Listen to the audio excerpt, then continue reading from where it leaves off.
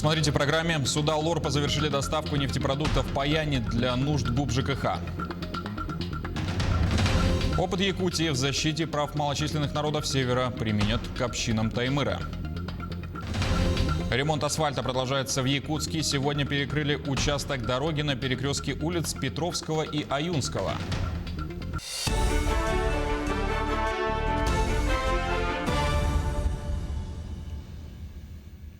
Продолжаем эфир телеканала новостями к этому часу. Более 35 миллиардов рублей направили на строительство, ремонт и реконструкцию региональных дорог. Средства предусмотрены в рамках нацпроекта «Безопасные и качественные дороги». Планируется, что данная мера поддержки позволит привести в нормативное состояние порядка 40% региональных автодорог. Тем самым к 2024 году должна снизиться смертность в результате ДТП до уровня, не превышающего 4 человек на 100 тысяч населения. А также увеличится доля автомобильных дорог регионального значения, соответствующих нормативным требованиям. Суда Лорпа завершили доставку нефтепродуктов по Яне для ГУП ЖКХ. За текущий месяц отправлено около 190 тысяч тонн грузов при плане 267 тысяч. В эксплуатации находятся 210 единиц флота ПАО «Лорп». По реке Яне полностью доставлено нефтекотельное топливо для ГУП ЖКХ и теплоэнергосервиса, говорится в сообщении.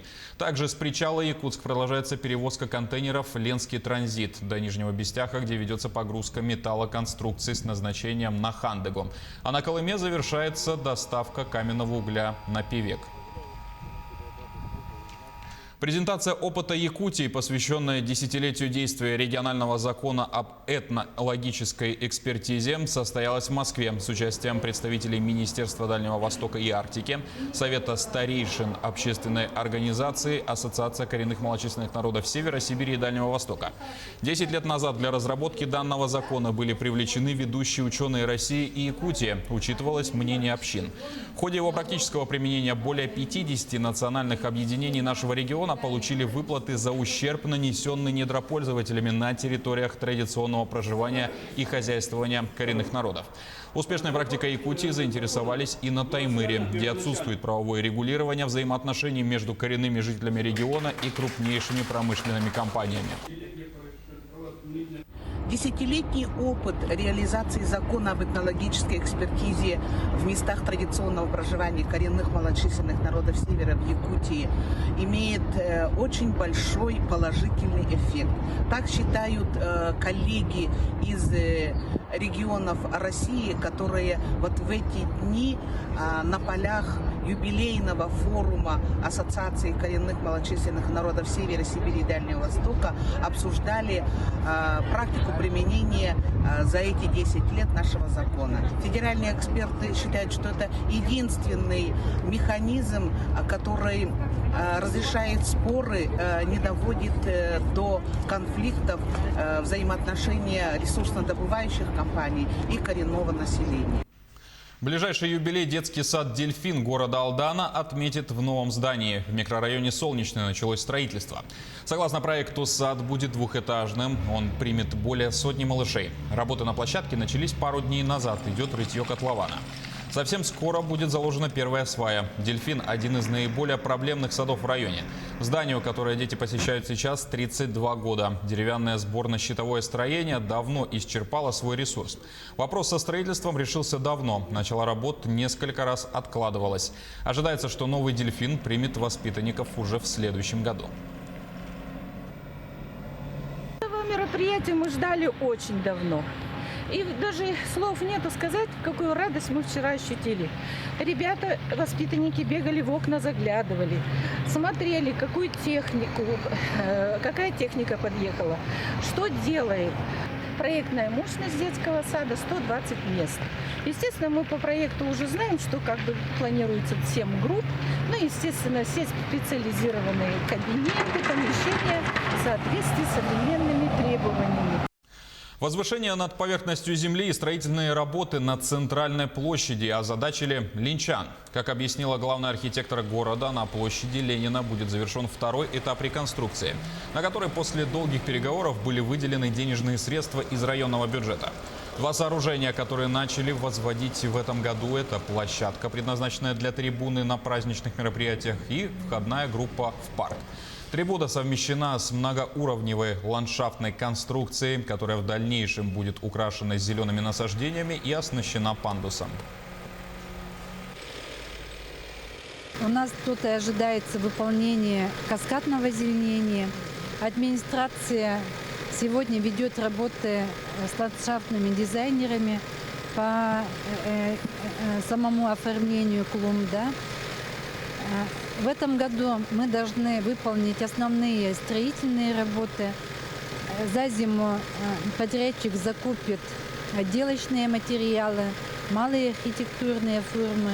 Ну и работы будут завершены в следующем году. Не приняли работы будущего сквера землеустроителей в Якутске. По мнению проверяющих, они не прошли проверку по новым требованиям к качеству. Когда теперь ждать общественное пространство, выяснял Юрий Осипов. Сообщество землеустроителей еще 4 года назад заложило здесь камень, символизирующий желание иметь собственный сквер. Именно в 2016 году землеустройство Якутии праздновало свой четвертьвековой юбилей. Все в этом сквере посвящено их нелегкой работе. Так, символизирует сквер землеустройства – это история развития измерительных приборов, вот показаны на покрытиях бетонных. 4 измерения от палки до спутниковой навигации. Потом сам сквер в плане разделен на такие сетки условные. Это отсылка к топографической карте. Для нового общественного пространства отведена довольно большая площадь. При его строительстве применяется комплексный подход, и состоит оно из нескольких составных частей. Новое общественное пространство включает в себя не только сам сквер.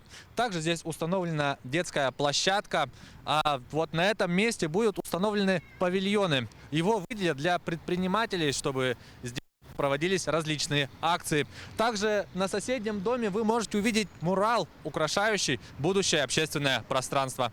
Работы по скверу были уже близки к завершению, однако сейчас все элементы благоустройства собраны обратно, а на месте остался лишь памятник. По сообщению Департамента архитектуры, и его тоже будут переделывать.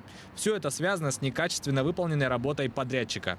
Управление архитектуры, выступая заказчиками, новые требования абсолютно предъявляем к подрядным организациям, которые занимаются таким видом работ. И вот пример сквер землеустройства, когда подрядчик уже, казалось бы, находится на завершающей стадии, увидев, что недостаточно серьезно он подошел к качеству изготовления малых архитектурных форм, мы предъявили ему требования о демонтаже этих изделий. И сегодня подрядчик производит работы по изготовлению лавочек, урн и вот светильников, которые здесь будет, в том должном качестве, которое заложено и в техническом задании, мы ему предъявляем.